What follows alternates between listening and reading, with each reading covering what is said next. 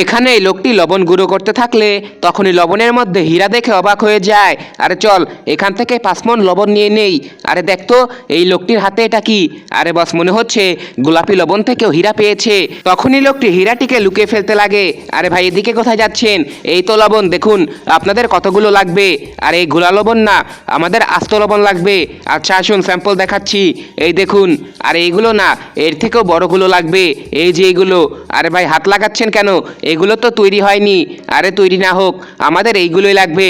তুই যা গিয়ে তোর মালিককে ডেকে নিয়ে আয়। আরে মালিক আসুন, কাস্টমার এসেছে। ঠিক আছে চল।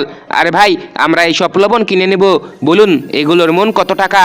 আরে এইগুলোর মন তো 10,000 টাকা। তখনই মালিক লোকটিকে বলে, আরে তুই এসব কি বলছিস? এগুলোর তো মন তো 600 টাকা। তুই কেন কাস্টমার তাড়াতে চাচ্ছিস? আরে আপনি শুধু দেখতে থাকুন। আরে ভাই ঠিক আছে, এই নিন আপনার টাকা। আমরা সবগুলো লবণ নিয়ে নিলাম। যা ভাইদেরকে লবণ তুলে দে। আরে তুলে দিতে হবে না, আমরা নিজেরাই তুলে নিব। আরে বলতো তুই এই লোকেদের কি জাদু করেছিস? আরে বস, কিছুই না, শুধুমাত্র আমি লবণের মধ্যে একটা লাইটকে রেখে দিয়েছিলাম আর এই লোকেরা সেটিকে হীরা ভেবেছে।